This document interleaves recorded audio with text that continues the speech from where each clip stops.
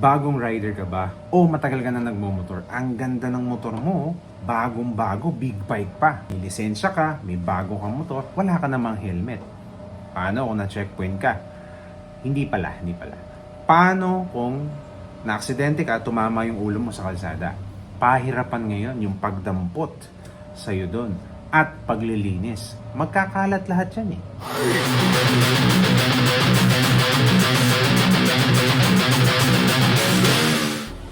Usapang helmet naman po tayo. Medyo matagal po tayo hindi nakapag-content. So, pag-usapan po natin motorcycle helmet. No? Para sa mga papasok, puntang trabaho po nila, mag-ingat po kayo. At sa mga uuwi, galing trabaho, syempre pagod po tayo, 8 hours mahigit tayong nagkatrabaho, mag-ingat po tayo. So, enjoyin po natin gamit ang ating motorsiklo. Hindi po maipapaliwanag ang enjoyment pag ginagamit po natin ang ating mga motorsiklo. Kaya usapang helmet ngayon tayo dahil meron tayong binili na bagong-bagong HGC ARPA series. Pag-usapan natin to. Pero bago natin bubuksan, bigyan ko muna kayo ng mga iba pang information na makakatulong sa inyo. Para sa kaalaman ng lahat, meron po tayong helmet law na obligado kang magsuot ng protective helmet, standard protective helmet, malayo man o malapit ang pupuntahan mo kapag kagamit mo ang umaandar na motorsiklo. Yan po ipaalala lang. Ako before, honestly, hindi ako nag-helmet before. Then na-realize ko na talagang napakadelikado pala talaga pag di ka naka-helmet. Kaya ito, pinapractice ko pa rin hanggang ngayon na magsuot ng protective helmet. Para sa inyo rin naman yun. Nasa sa inyo naman yun eh. Kung pasaway ka talaga, pasaway ka talaga. Yung iba, kaya nag-helmet para pogi daw. Yung iba, nag-helmet para hindi ma-checkpoint. Pero mali-mali yata ang inyong mindset doon. Mag-helmet ka para mailigtas mo kahit papano yung buhay mo. Hindi ko sinasabing pag naka-helmet ka, 100% hindi ka na mamamatay sa pagmumotor. Hindi ko sinasabing gano'n. Ang sinasabi ko, may chances na maligtas ang buhay mo kapag ka ikaw ay naka-helmet. Tapos. So, eto na nga. I-unbox na natin ang bagong-bagong bili ko na HJC ARPA series. Tingnan po natin to. Ang presyo nga po pala nitong helmet na to ay 23,000 plus. Don't know exactly pero nandoon po yung presyo po niya. At ito po ay nabili ko po sa JT Triumph 8th Avenue, Caloocan. Salamat po kay Sir Excel, kay Sir Burr, Sir Philip, at syempre kay Boss Jason Te. Maraming salamat po sa inyo. Napakaganda po nitong helmet na to. Hindi ko pa siya nagagamit talaga. So unbox natin ano ba yung meron dito. Medyo sira nga yung box kasi ito po ay ginhapos ko sa aking motorsiklo. Tinali namin to doon sa likod at gamit po yung packing tape. Ayan, kaya medyo nasira po yung karton. Box na natin siya. So, bukas pa lang. So, makikita nyo na. So, medyo masikip yung galawang ko. So, marami ng warning dito. No? Iba-ibang language to. So, syempre may English. Eto na agad. Wala nang patumpik-tumpik. So, mula dun sa box niya, eto na po yung pinaka-helmet niya. At syempre, bukod po dito sa motorcycle helmet na to, ng HGC ARPA 11. ARPA 11 nga po pala to, no? Wala pa tayong budget para bumili po ng ARPA 12. At syempre, hindi pa po yan officially nirelease ng JT Triumph. Nakita nyo na yung display sa katatapos lang ng Makina Moto Show 2024. Meron doon naka-display na ARPA 12. Napakaganda po. Ito sa box na to, meron pa pong kasama, syempre, ito pong extra lens, clear lens. At syempre, meron po dito na HGC sticker. Nakalagay ito, ARPA 11. At meron dito na owner's manual. Syempre, ito, binabasa po natin to, hindi po basta-basta tinatapon lang para hindi ka na mag-search sa YouTube or internet. Nandito na yung mga tanong eh. Andito na yung mga sagot. Meron tayong extra pin. Ito po ay na-discuss natin dun nung binili natin tong helmet na na-discuss to. Ito po yung para sa emergency pin. At syempre meron pa palang, may kasama palang pin lock to. Ito pinakabit ko na yung pin lock. No?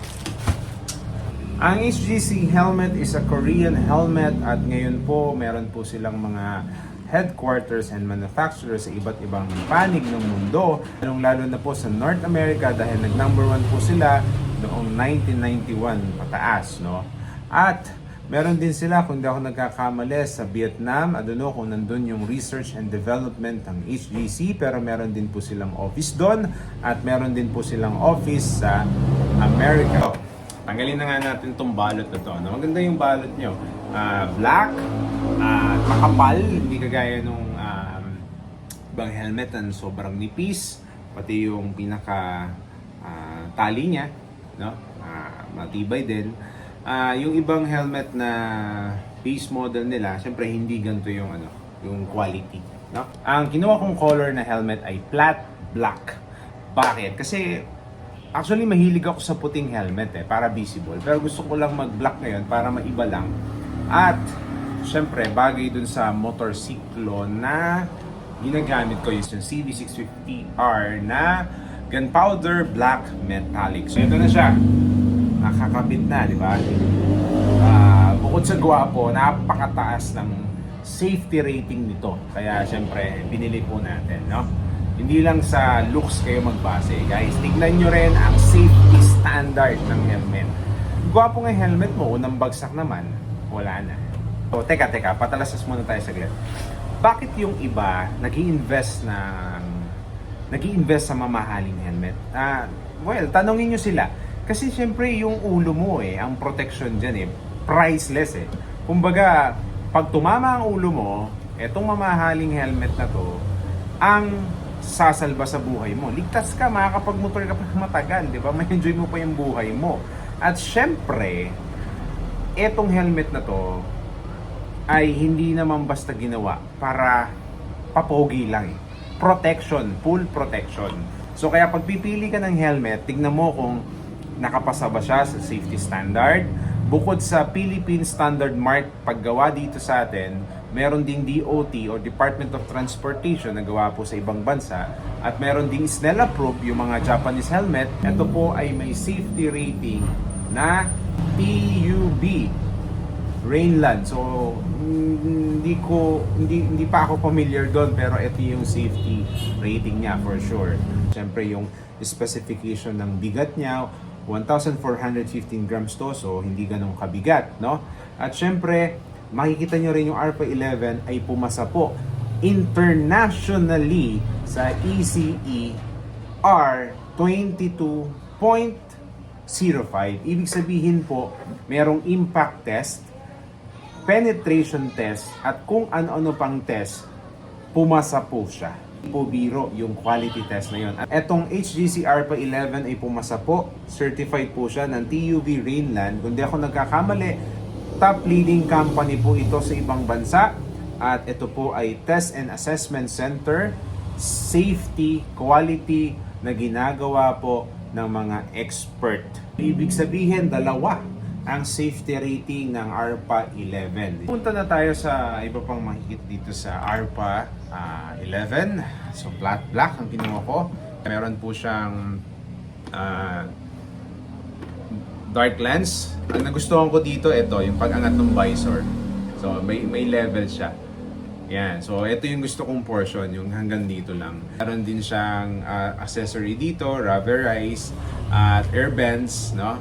At meron dito itong sa harapan, no? At air vents, meron dalawa dito, meron pa dito. Siyempre, eto pa, no? Hindi ako nagkakamali, ito. So, at meron pa dito. At siyempre, eto pa sa likod, no? So, comfort, di ba? Comfort ang naibibigay nito. Pads nito, ng helmet na to. Medyo matagal na rin kasi akong gumagamit ng half face na HGC no, helmet, at nagustuhan ko yung foam niya. Ang size ko talaga sa HGC ay 2XL.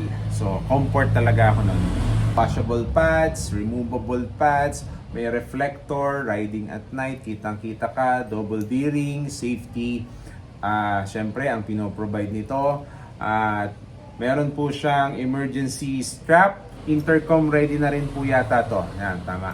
So, kung gusto niyo maglagay ng intercom, meron naman ditong slot. Yan, sa loob niyan, para komportable pa rin kayo. Kapag ka ng helmet, unahin mo muna yung helmet mo. bago yung gloves. Ganito na lang, subukan nyo na lang, unahin nyo yung gloves, suot yung helmet nyo, then i-comment nyo sa akin kung ano yung effect. Yan. So, saktong-sakto sa akin yung helmet. So, ito, kita nyo, medyo naka-fit sa akin. So, dapat ganun ka rin pag bibili ka ng helmet, no? Baka kasi naiikot mo to 360. So, yan. So, okay ba? So, ito, strap. Siyempre, strap mo rin. Baliwala naman yung ganda ng helmet mo kung hindi ka naka-strap. At itong mga pads na to, meron naman siyang available na pads kung sakali naman na magkaroon po ng damage or ma-worn out na sa paggamit po ng helmet na to.